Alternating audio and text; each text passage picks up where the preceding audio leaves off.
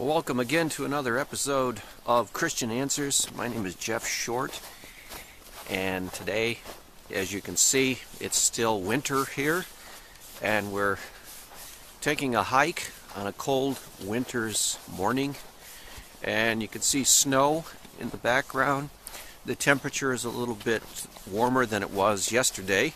It got close to zero yesterday, so thought I'd take a little hike in the woods and talk about contemporary issues in the news that are of interest to Christians. And I try to bring a Christian perspective on the news.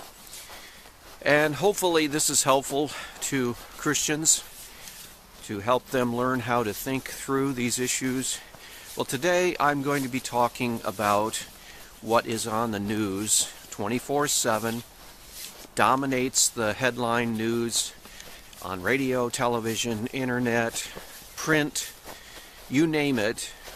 This is the news issue that dominates the airwaves today, and that is the presidential campaigns, the elections 2016. This is something that you can't get away from, even if you try. Every time you open the newspapers, every time you open a news magazine, every time you turn on your radio to the AM stations or turn on the television, you're hearing about the election, something about the election, some candidates, some debate that's going on.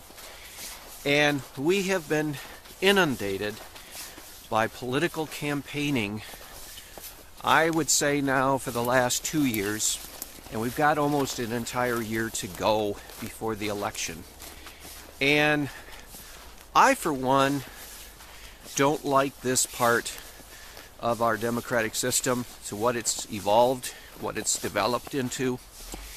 We basically have a continual, perpetual campaign mode from the moment that an election takes place to the moment of the next 4-year election. There is a campaign, continuous, in your face all the time. And we've already been going through this for a couple years now, and this year is going to be intensifying. And so there's something wrong with the system where people have to preoccupy themselves as if we're choosing a savior, as if we're choosing a Lord, as if we're choosing almost a semi-God-like figure. The importance that this election is becoming in the minds of the television world, the internet, and the media is just phenomenal. It is not as important as we are making it out to be. This is an example of idolatry. And we've seen it in different countries. When we look, for example, North Korea, we see their leader, their supreme leader, his face is plastered on every billboard. He is looked upon as almost a god to these people. He's idolized. The propaganda flows, and he is put in the place of almost a pharaoh or a Caesar. And when we see that, we look at that and say, that is ridiculous. But we need to look at our own nation, we need to look at our own system for what it has become, and have to say what we do in our election year, in our election sequence, is also ridiculous. Because we're doing the same thing, only in a different way. These candidates have debated long enough. You have the comical situation of having an entire stage filled with candidates. I can't remember how many Republican candidates there were, but at one point, what were there, 12 or 15? And you're packing all of these 12 or so candidates on stage, and you're going to try to have a debate. How much time does that give each person to actually explain something beyond a Twitter sentence? that's pretty much what the debates have boiled down to, is the candidates basically stating Twitter-like sentences, saying their whole entire perspective and worldview and philosophy in 16 or less characters. It's almost to that point. And when you have 12 to 15 candidates, each one gets only a little bit of time. And so it's impossible to really learn much about any of them from the way the debates are formatted today. And we all understand that. So what it boils down to is they have to make some kind of quick impression. And they have to play almost a marketing game.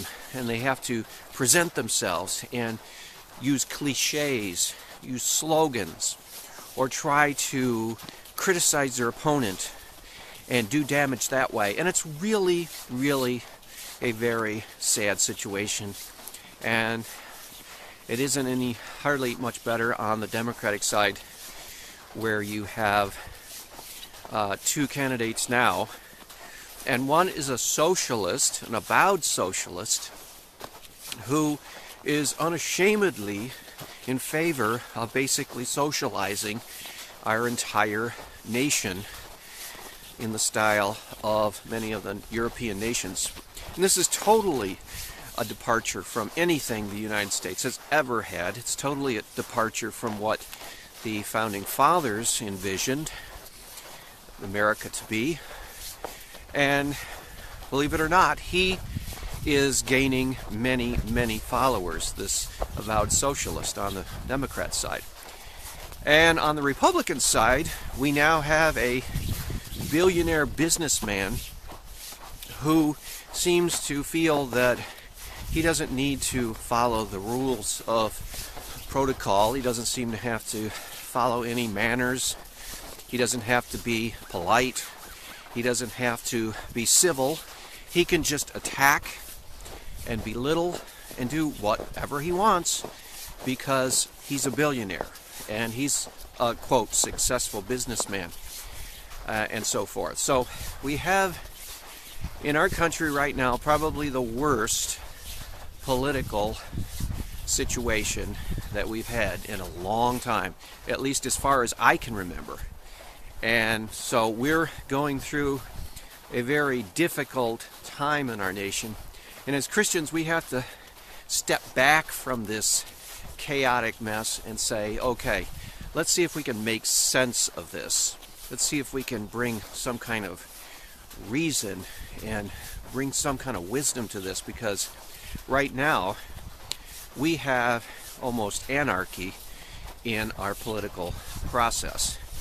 And from my perspective, the debates that are supposed to help Americans understand the candidates, they're probably helping confuse citizens more than anything else because of the format. Because they're basically controlled by the media, and the media is mostly all about getting viewers, holding viewers, and selling commercials and making money. And so instead of conducting these things in a rational way, they're formatting them to try to gym up some controversy, to try to get some people fighting. And they figure if there's a fight, especially something like a food fight, that people will tune in and then they'll talk about it, and they'll read papers, they'll read magazines, and they'll tune in to see the latest on the food fight among politicians. And so this is all for entertainment purposes, and it doesn't help the American citizens select a candidate to lead our nation. And that's part of the problem. But as Christians, we need to step back. We need to say, okay, what is the purpose of government?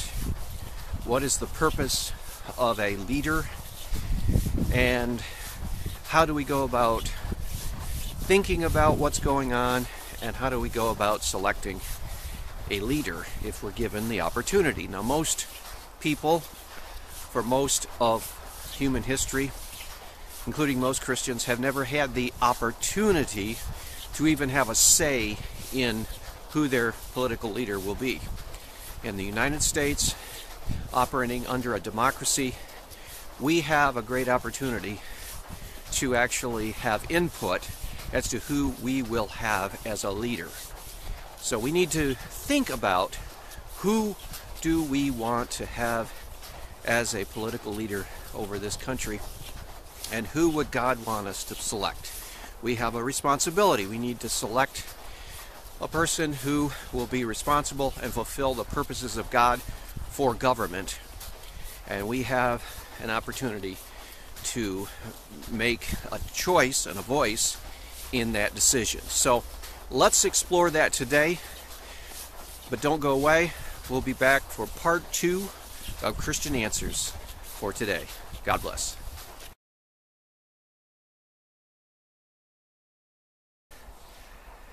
Welcome to Christian Answers Part 2. My name is Pastor Jeff Short. We're talking about the 2016 election. We're talking about the political process right now as we have it.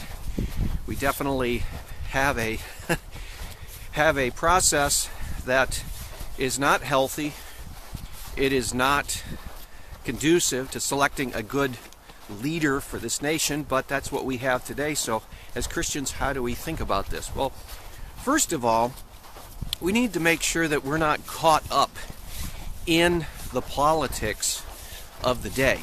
And I hate to say it, but I think that the president of Liberty University, Jerry Falwell Jr., the son of the famous pastor, evangelist, television, radio minister Jerry Falwell, who died in the past decade.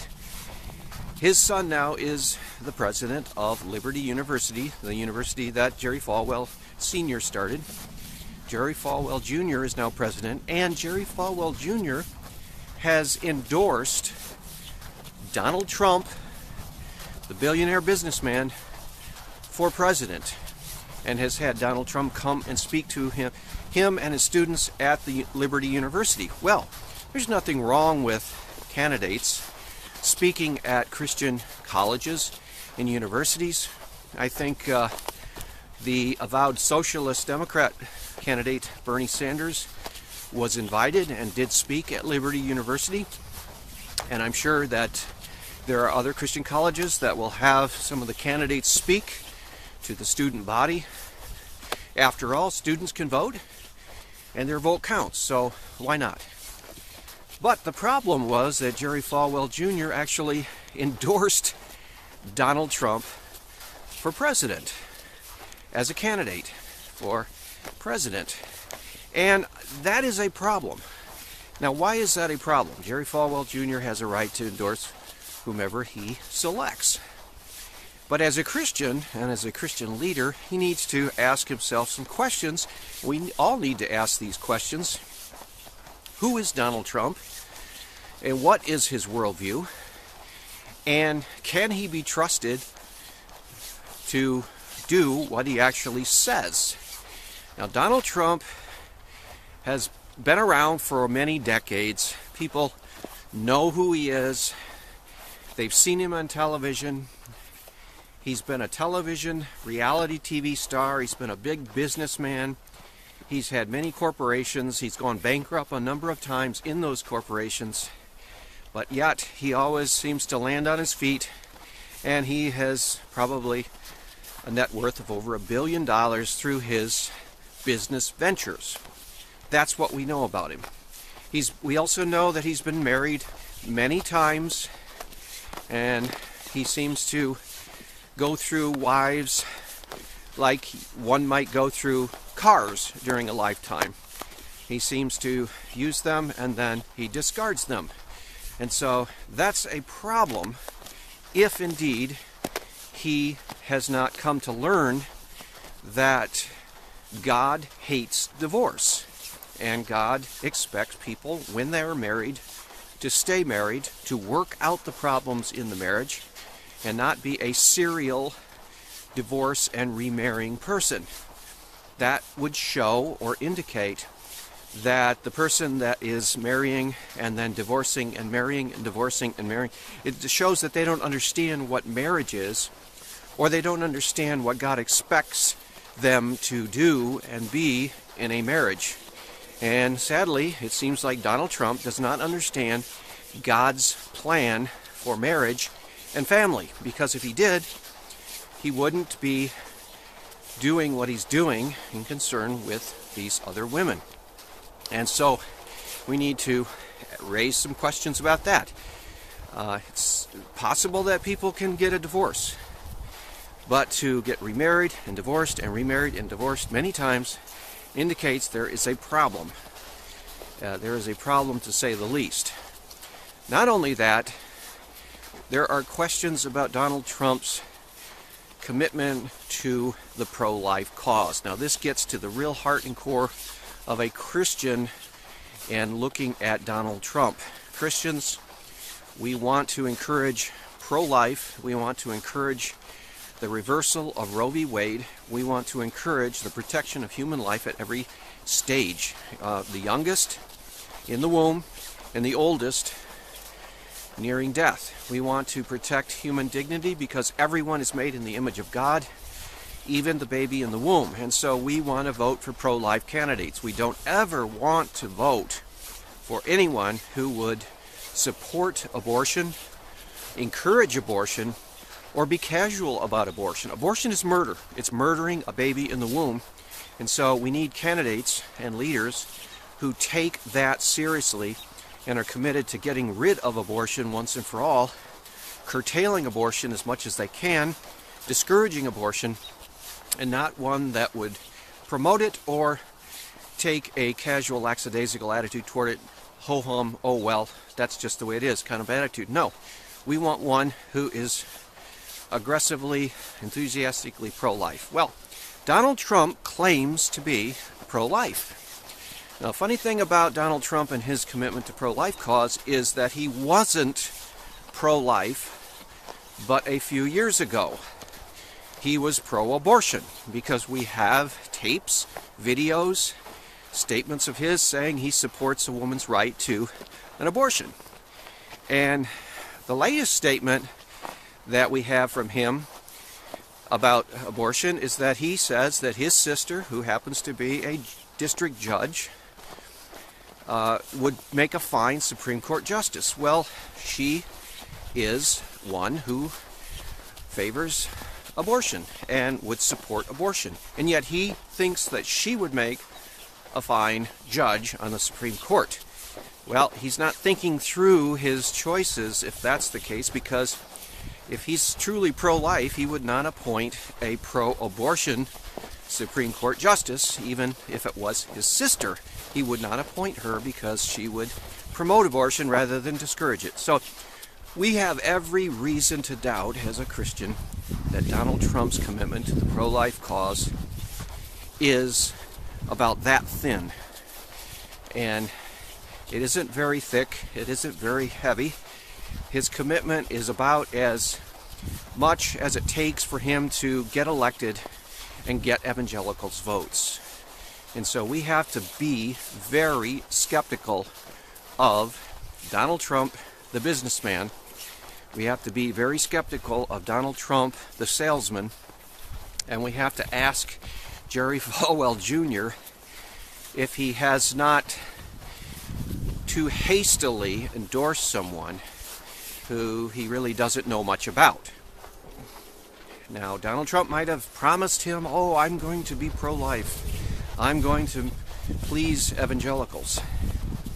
But once in office, how can we trust him to keep his private promises to us? I don't believe we can. So we need to be very cautious and very skeptical, and we need to find out if this supposed pro-life commitment of Donald Trump is actually a valid commitment, or is it just a salesman saying what he needs to do to make a sale? And I'm afraid that's what it's going to turn out to be. And there are other issues with him that call into question his fitness for Christians to vote for. We don't have to vote for him. We can vote for other men, and they're better qualified. We have a number of men running for president who are evangelical in their worldview, and they have a long record of pro-life commitment, a long record of pro-family Christian values. It's not just talk with them. They've actually got votes on record that they have done, whether they're senators or whoever they are. They have a paper trail. We don't need to gamble on a billionaire businessman with flimsy commitment to our causes. And as Christians, we are responsible for promoting the good of society, not its destruction. And we should never, ever vote for someone that is pro-abortion, because why do the devil's work for him? Why help the devil destroy humanity from the wrath of God for sin when we have the opportunity to vote for someone who will build up society rather than destroy it? So we need to be cautious on that. Well, don't go away. We're going to be back for the final segment of Christian Answers in just a second and explore more on this issue.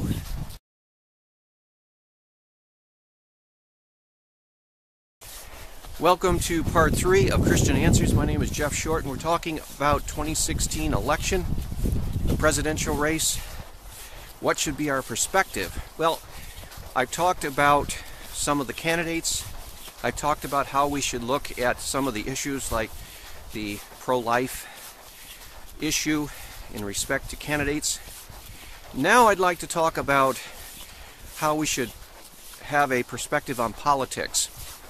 If you listen to the news media, you tune in on the news, wherever you listen to news, or radio, TV, internet, or if you read the news in the newspapers, magazines, etc., you will get the impression that politics is about the biggest thing in the world. You would get the impression that politics is about the only thing there is. That would be wrong. And we need to, as Christians, keep things in a perspective. Politics is not the most important thing. In fact, politics, as it is right now in our country, is an obsession and an addiction.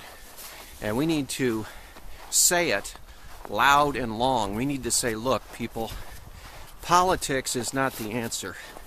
Politics is not going to save us as a nation. It's not going to save our souls. It's not going to save our children. It's not going to save anything. It is not the solution to man's problems. And yet we're hearing a perspective from a secular world that is basically giving us the impression that politics is the best way to change humanity. It's the best way to make the better life. It's the best way to get the good society. And we have to step in and say that is false. The kingdom of God has priority over all human kingdoms. The Roman Empire stood for hundreds and hundreds of years, many centuries.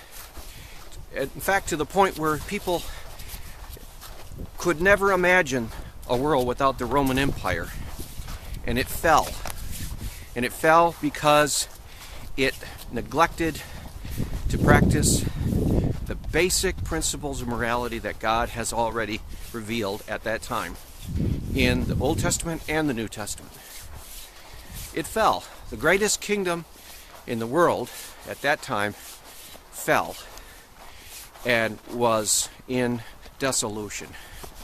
Well, that's the way all kingdoms on the earth will go, because they're not built around God and His truths. Only God's kingdom will stand. Only Jesus as King will reign supreme. And so when we look at politics, even Americans, we need to say, yes, it's important to select a president. So we need to be prophets in the world. We need to tell people, do not put your hope in politics. Do not put your hope in candidates. Do not put your hope in the political system. Do not think every 4 years as we hear all the time. Every 4 years since I can remember, I've always heard this phrase: this is the most important election of our lifetime. How can every 4 years be the most? I've also heard the phrase that we have to select the right president because he will appoint Supreme Court justices, and those Supreme Court justices will shape the future. And so we have to consider who we select, because that man will have a lot of influence in appointing Supreme Court justices. Well, we've had our conservative presidents. They've been in office. They've even had a second term. They've selected judges, and we still have abortion. We still have a problem of abortion. And these solutions that we were told haven't developed. So we need to not put our hope in politics. We need to put our hope in God. We need to pray. We need to be on our knees. These are just some of the things we need to consider as Christians. I hope this has been helpful to you, and I hope that this has been helpful in helping you think through these issues so we can make a good decision and keep things in perspective. Thank you. Well, I hope that you've enjoyed our coverage of this topic, and we'll see you back here on another episode of Christian Answers. God bless.